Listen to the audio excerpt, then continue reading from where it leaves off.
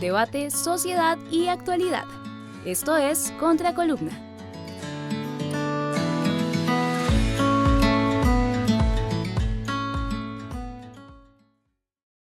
Muy buenas a todos y a todas las amigas y amigos que nos siguen en esta importante revista Contraportada, una revista internacional.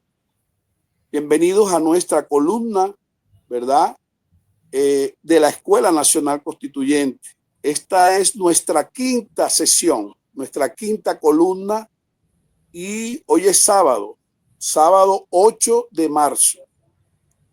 Y domingo 9 de marzo. Precisamente son los fines de semana cuando hacemos esta columna maravillosa y estamos celebrando el Día Internacional de los Derechos Humanos de la Mujer, el Día de la Mujer a nivel mundial, ese ser maravilloso que nos da la vida, que nos acompaña desde niños a crecer y que después son nuestras esposas, nuestras hermanas, nuestras abuelas, nuestras hijas, que las bendecimos abundantemente en este hermoso día.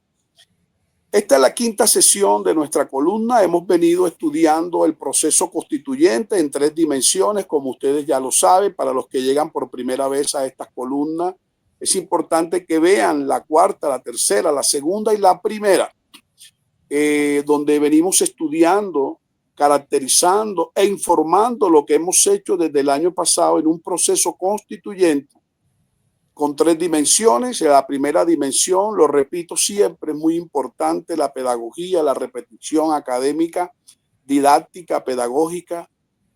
El constituyente primario como escenario de poder popular, el constituyente primario como antesala de una Asamblea Nacional Constituyente y el constituyente primario como antesala del poder popular, como una nueva rama del poder público en Colombia. Estos 3 temas son excelentes, maravillosos. Con ellos hemos venido trajinando todas estas semanas y hemos estudiado diferentes temas. Los invito para que escuchen, son cortas las columnas que tenemos en esta revista Contraportada.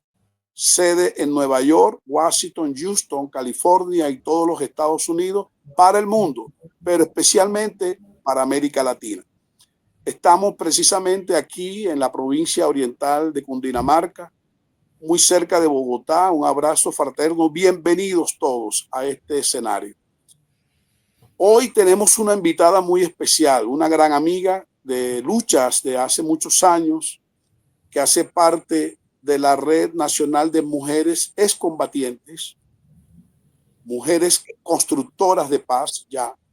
Una mujer que ha estado coordinando el área de la mujer en el proceso constituyente.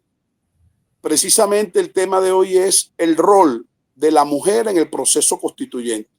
¿Cuál es el papel de la mujer en este proceso? Con ella vamos a hacer un recorrido breve. Es una administradora pública, una mujer con una vasta experiencia académica y pedagógica en zonas rurales, campesinas, en el Cauca, ¿verdad? En Boyacá, en Cundinamarca. Es una persona muy importante para nosotros porque ella ha sido parte de este constructo del proceso del constituyente primario. Me refiero a la profesora Claudia Navas, miembro, docente, investigadora de la Escuela Nacional Constituyente. Claudia, yo creo que ya estás por allí. Bienvenida. Un abrazo fraterno. ¿Cómo te has sentido? Claudia, bienvenida. Hoy es 8 de marzo, Día de la Mujer.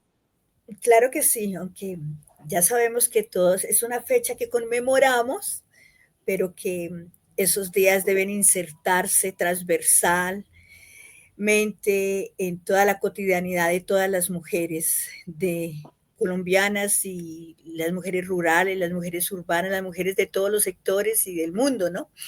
Muchísimas gracias, es un gusto, un placer estar aquí. Como el compañero Javier Felizola dice, mi nombre es Claudia Judith Navas Barrera, hago parte del proceso de paz del 90-91,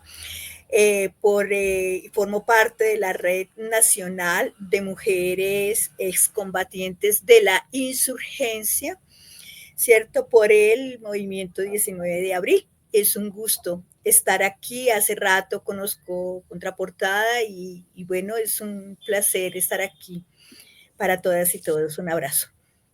Gracias, Claudia, por aceptar nuestra invitación.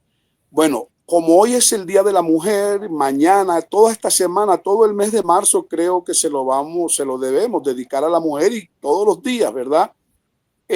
Queremos entonces que nos comentes desde tu lectura, tu perspectiva, tu investigación. Es importante que la gente sepa que estuvimos ambos en más de 20 conversatorios con la Red Nacional de Mujeres Exportadoras de Paz, capacitándolas sobre el tema precisamente que estamos tratando hoy, el año pasado, ¿verdad?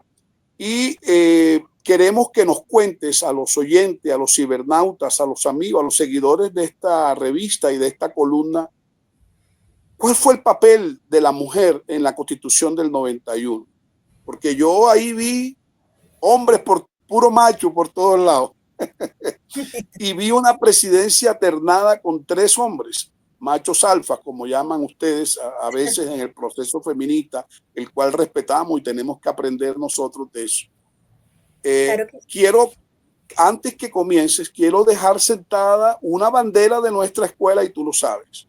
Nuestra sí. Escuela Nacional Constituyente y la Red Nacional de Organizaciones Sociales por la Constituyente tiene varias banderas. Una de las banderas más importantes de nosotros, Claudia, es que el proceso constituyente y una próxima Asamblea Nacional Constituyente dentro de 1 año, 2 años, 3 años, cuando Dios lo permita, tiene que estar conducido y permeado por la mujer. Nosotros rechazamos el patriarcado y el machismo controlando este proceso. No puede volver a ocurrir y por eso estamos hoy aquí rindiéndole este homenaje a la mujer dentro del proceso constituyente en el marco de los derechos internacionales de la mujer a nivel global. Esa es nuestra bandera y por eso estamos aquí. ¿Qué pasó, Claudia? ¿Qué has investigado? ¿Qué nos puedes contar a los cibernautas sobre el papel de la mujer en la Constitución del 91? Bueno, muy bien. Pues ya han pasado 35 años, ¿no? Desde que ese 11 de marzo, justamente de 1990, más de 2 millones de colombianas y colombianos, ¿cierto? En medio de las elecciones para cuerpos colegiados y alcaldes, apoyaron a través de la llamada séptima papeleta la convocatoria a la Asamblea Nacional Constituyente, que empezó a comienzos del año 1991, ¿verdad? Aunque esa composición de la Asamblea resultó ser altamente democrática, ¿cierto? La participación de la mujer fue muy baja. En los comicios de diciembre de 1990 resultaron elegidas apenas 4 constituyentes. ¿Eso qué quiere decir? El 5,71% de los 70 integrantes de ese organismo. ¿Sí?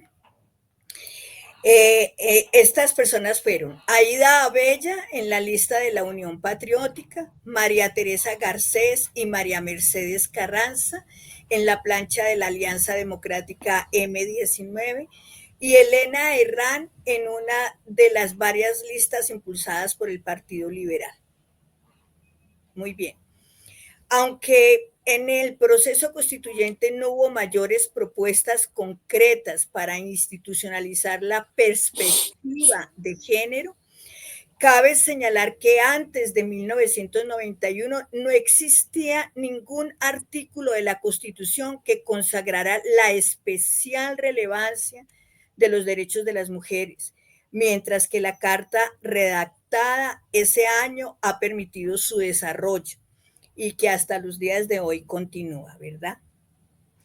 Esta nueva carta ratificó o, digamos, adoptó el derecho a la igualdad sin discriminación, ¿cierto?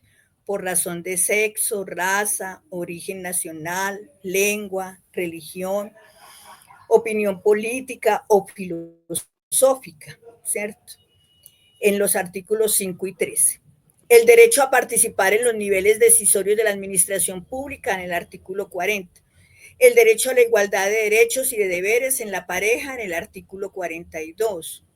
el derecho a la igualdad de oportunidades, la abolición de toda forma de discriminación de la mujer, el derecho a la protección especial en el embarazo y el derecho al apoyo especial a las mujeres cabeza de familia o jefas de hogar. Todo ello en el artículo 43. Y el divorcio para matrimonios religiosos en el artículo 4, que si ustedes recuerdan es el cese de los efectos civiles del matrimonio católico. Básicamente, este trabajo que se hizo con estas mujeres tuvieron que triplicarse, multiplicarse para poder acceder a todas las mujeres de los territorios y poder que todas esas demandas o todas esas iniciativas de diferentes grupos de mujeres, de diferentes organizaciones, de diferentes sectores populares pudiesen ellas ponerlas allí. De todas maneras, solamente 4 mujeres fue una digamos, con enormes dificultades. Además, si ustedes lo recuerdan, muchas amenazas a estas mujeres en un país que, si también lo recordamos, casi igual a este momento, un país fragmentado, un país paramilitarizado, un país ultraderechizado, ¿cierto? Y con múltiples actores de violencia en ese momento, ¿verdad? ¿Qué más les puedo decir? Para, digamos, no pocos analistas y constitucionalistas, si bien esta carta no fue expresa en ampliar el ámbito de derechos de la mujer al señalar como fundacionales de la nueva constitución algunas premisas de la igualdad y la equidad, así como crear una nueva arquitectura de instrumentos como la acción de tutela y la especialización funcional de las altas cortes judiciales. Entonces allí se sentaron las bases sobre las cuales en estos 35 años se ha desarrollado todo un marco normativo de mayor alcance en cuanto a garantías fundamentales para todas las mujeres colombianas. Esto se ha visto reflejado en materia de reconocimiento al rol femenino Claudia, en la familia. O sea, en términos generales, podríamos decir que la Constitución del 91 genera una nueva lectura, una nueva era para la mujer en Colombia. Es Sin fundacional. embargo, alcanzo a captar el hecho de que sí, correcto. Sí, pero el papel de la mujer en la Constitución del 91 fue muy escasa, ¿verdad? Todavía no tuvo el impacto que de pronto pudiese haber tenido como si lo hiciéramos este año, por decirlo de alguna manera, ¿verdad? Esas serían como sacar de esta conversación. Sí, claro, o sea, 4 mujeres, como les digo, el 5.7% de los 70 que en ese momento eran los constituyentes, ¿cierto? Y en esa asamblea constituyente. Y el papel de la mujer allí, digamos, fue un ejercicio contra viento y marea de esas 4 mujeres por hacer, digamos, por poder acoger y poder recoger todas las iniciativas que habían de muchos grupos o de las mujeres o de las organizaciones de mujeres en Colombia, ¿cierto? Poder llegar. Entonces fue muy limitado en tiempo, fue muy limitado en recursos, fue muy limitado digamos, en espacios de diálogo y en poder recoger todos los, digamos, las iniciativas de las mujeres y las necesidades de las mujeres en ese momento. Esa es la verdad. Entonces, ¿qué decimos? Que la Constitución del 91 quedó como en barbecho. Las personas que trabajan la tierra saben que barbecho es como una cama que se deja para que todo fecunde, ¿cierto? Como para que todo pueda florecer y pueda darse como los espacios más adelante. Entonces fue fundacional, fue por primera vez. No ha habido nunca ninguna constituyente anterior que tuviese en cuenta esos derechos de las mujeres en los artículos que yo les acabo de nombrar. Ok, Claudia. Entonces, ya una vez teniendo, digamos, este acercamiento, esta lectura de lo que pasó con el papel de la mujer en la Constitución del 91, quisiera que conversáramos un poquito sobre cómo ves tú la proyección a futuro de la mujer en este proceso, ¿verdad?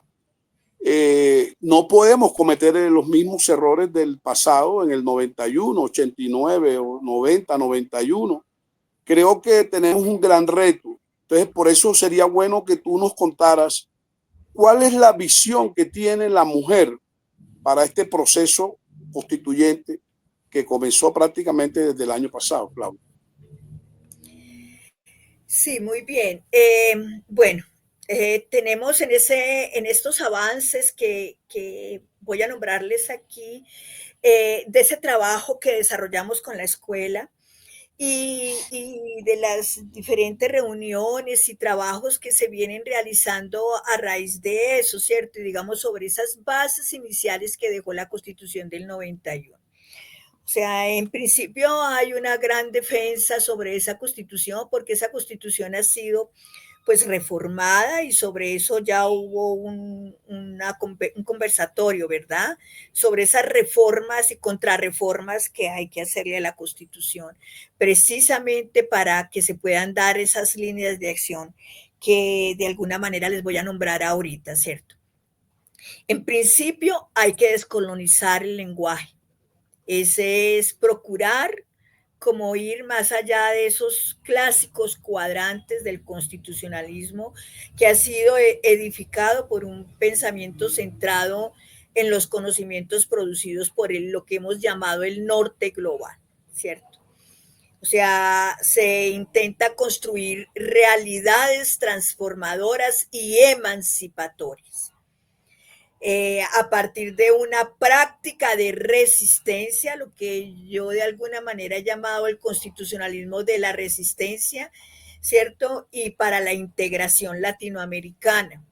Y el papel de la mujer aquí es fundamental, ¿cierto? Porque es sobre esas realidades transformadoras y emancipatorias sobre las que vamos a cabalgar, las que vamos a caminar en ese barbecho y en eso que ha promovido la Constitución del 91, toda una serie de leyes, toda una serie de movilizaciones, toda una serie de organizaciones que están ya, digamos, enraizadas y profundamente, digamos, a raíz de todas esas acciones, acción de tutela, las acciones de la Corte Constitucional, a raíz de todos esos derechos sociales y culturales que dejó la Constitución del 91, a raíz de ese preámbulo de la Constitución y de esos derechos que entramos a defender, los derechos fundamentales, los derechos de los niños, los derechos de la etnicidad, del plurimulticulturalismo,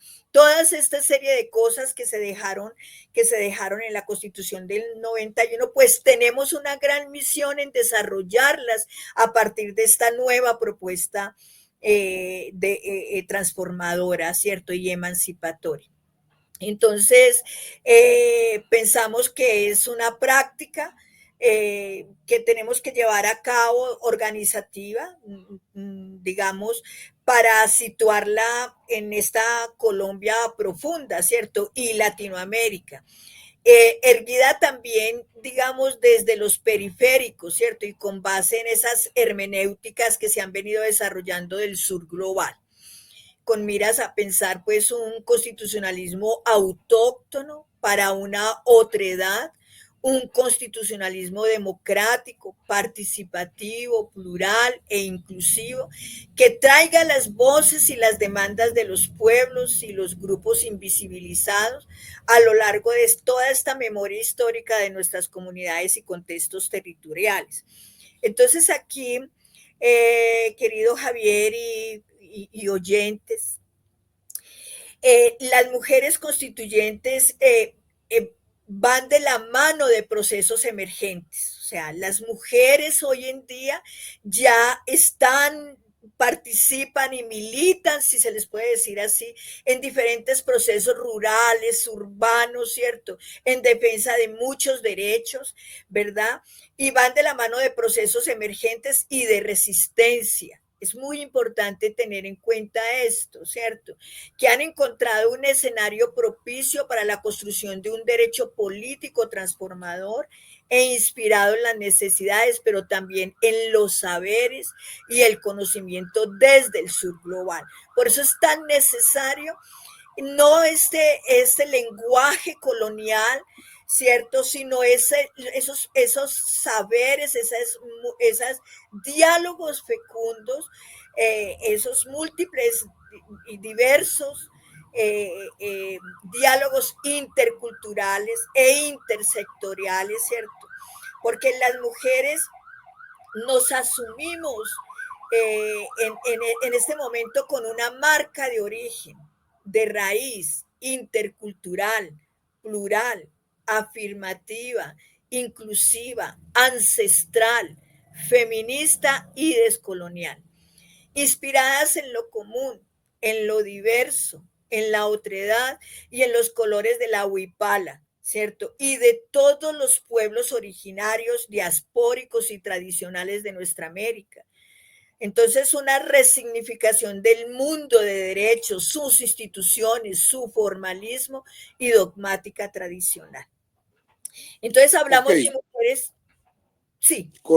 correcto, Claudia. Entonces, tú siempre nos has hablado de una categoría ética, jurídico, ancestral, étnica incluso, pero una categoría ética, desde esa perspectiva, de esa categoría ética, constitucional, ancestral, étnica, polifónica, ¿verdad? Plural. Sí. Me preocupa un tema y es la violencia contra la mujer. Los feminicidios anualmente en Colombia son una locura, es una cosa espantosa. Todos los días matan a una mujer por el hombre, porque la dejó, por cualquier circunstancia. Entonces, lo que pude apreciar en las mujeres que conversamos con ellas en los diferentes departamentos de Colombia, es que la mujer quiere que la Constitución categorice el tema del feminicidio como un elemento sustancial, categórico, constitucional. ¿Cómo crees tú que pudiésemos lograr en un futuro este proceso en una Asamblea Nacional Constituyente y en el diseño de una nueva constitución política, el tema de la violencia contra la mujer y los niños también, ¿no? Y la violencia sexual en general? ¿Cómo ves esto, Claudia? Nos preocupa mucho este tema.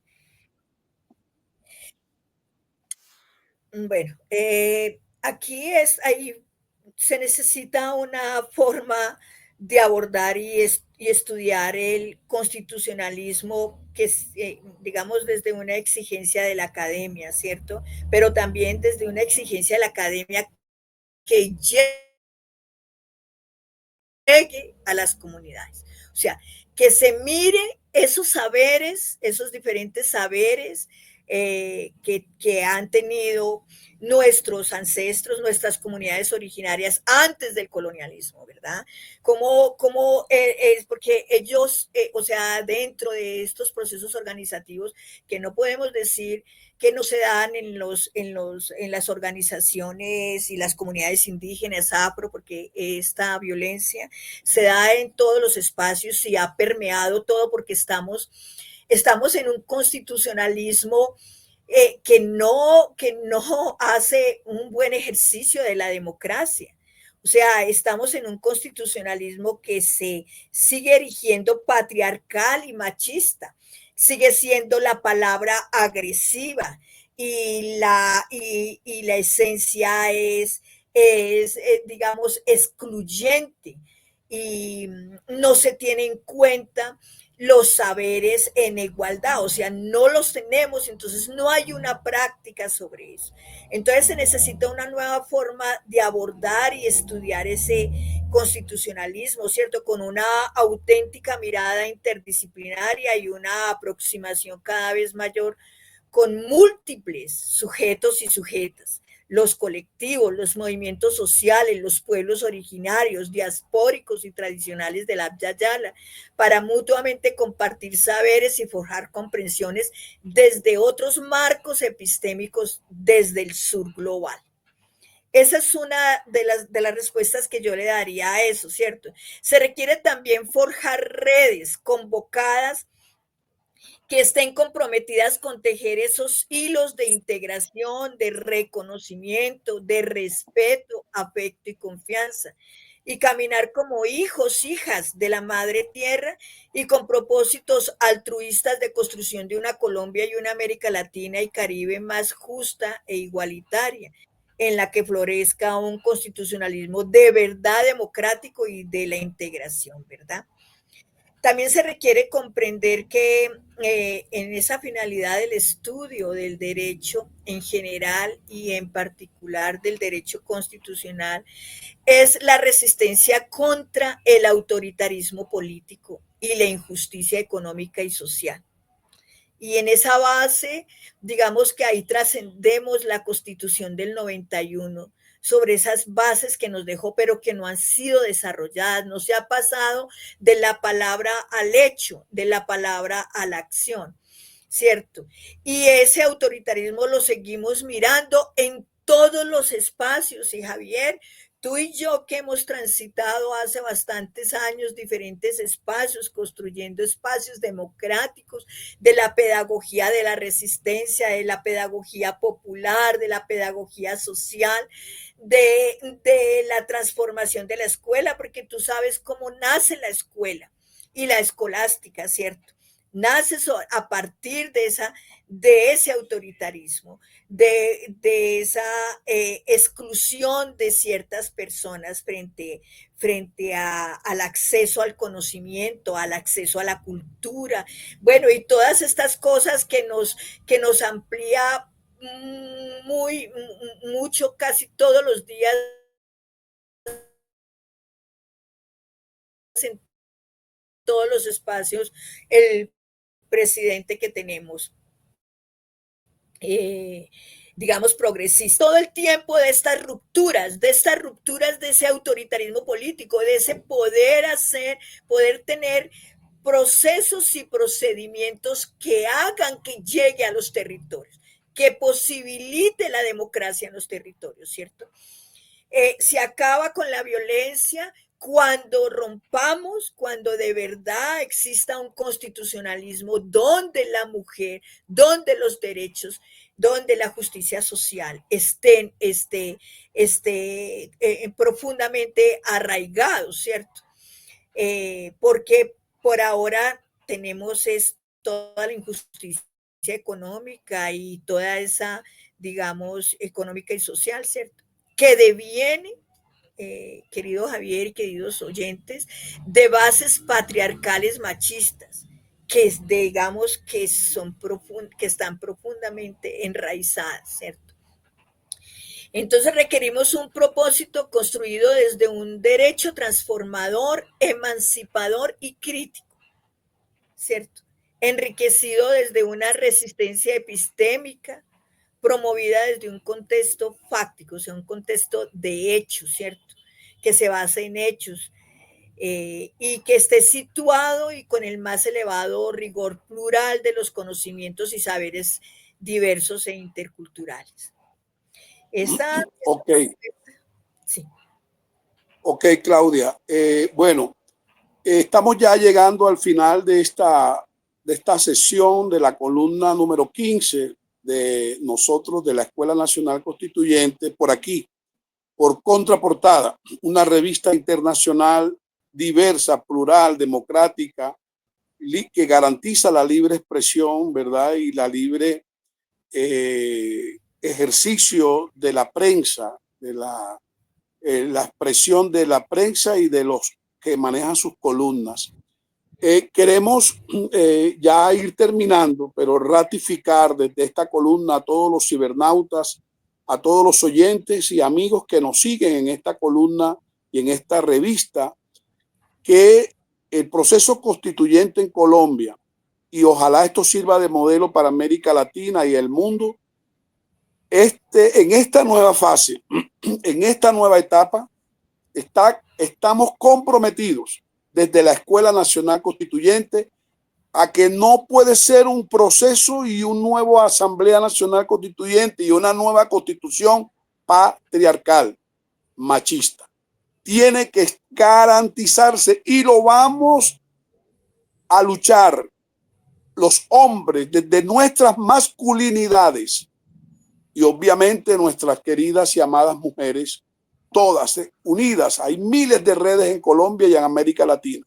Vamos a luchar y lo decimos desde ahora, que no sabemos todavía cuándo será esa Asamblea Nacional Constituyente y no sabemos en el marco de la pedagogía de la incertidumbre, que es otro de nuestros paradigmas de la Escuela Nacional Constituyente, no sabemos dónde va a terminar esto, pero avanzamos con paso firme, convencidos de que el proceso constituyente tiene que estar conducido, permeado por la mujer colombiana, por la mujer en todas sus manifestaciones y expresiones, afro, indígena, juveniles, adultos mayores, profesoras, maestras, investigadoras, periodistas, profesionales, abogadas, víctimas, la mujer como actora de la economía del cuidado, etcétera, etcétera, etcétera. Nosotros estamos convencidos que la mujer tiene que ser protagonista fundamental de un proceso constituyente en esta nueva fase en Colombia. Es nuestra bandera y seguirá siendo nuestra bandera hasta que logremos convocar a una Asamblea Nacional Constituyente paritaria. Si son 200 diputados constituyentes, 50 hombres, 50 mujeres. Y la mesa directiva tiene que estar conformada por mujeres en su mayoría, si es posible, y toda la nueva constitución que estamos planteando, la estamos proclamando desde ya, tiene que estar permeada, transversalizada, sensibilizada, tocada, ¿verdad? Por la mujer, porque ya vivimos en la Constitución del 91, que fue el hombre el que predominó en este proceso, con únicamente 4 mujeres, 4 damas. Y por eso hoy en esta columna, esta quinta columna, en el marco del derecho internacional de la mujer, del Día Internacional de la Mujer, de la semana y del mes de marzo como el mes de la mujer, proclamamos con nuestra compañera Claudia Navas este enfoque de que el nuevo proceso, mírenme bien, Claudia, lo que le voy a decir, y amados oyentes y cibernautas, el proceso constituyente tiene 3 vías. Una, construcción de poder popular. Allí la mujer tiene que cumplir un papel importante y estamos invitando a las organizaciones feministas, femeninas, para que se vinculen a la Escuela Nacional Constituyente y al proceso de la Red Nacional de Organizaciones Sociales por la Constituyente. Una segunda vía, el constituyente primario como constructor del poder popular, como una rama del poder público. Allí la mujer tiene que cumplir un papel importante. Y una tercera vía, que es la Asamblea Nacional Constituyente, que la hemos venido hoy conversando históricamente y a proyección futura, valga la redundancia, tiene que estar transversalizada por la mujer. ¿Sí o no, Claudia? ¿Cómo vemos eso?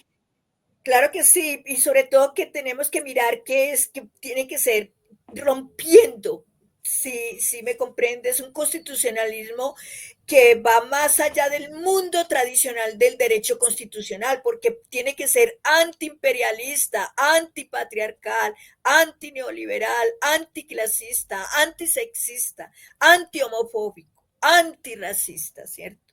O sea, un constitucionalismo para la inclusión. la economía del cuidado, la transición, la paz, la integración de América Latina, el buen vivir, el vivir bien o el vivir sabroso, propio de la filosofía de las naciones ancestrales. Entonces hay que asumir es un diálogo como presupuesto del reconocimiento de las diferencias, un diálogo horizontal e incluyente como instrumento para llegar a un consenso en el que ya no existe mayoría sino partes igualitarias.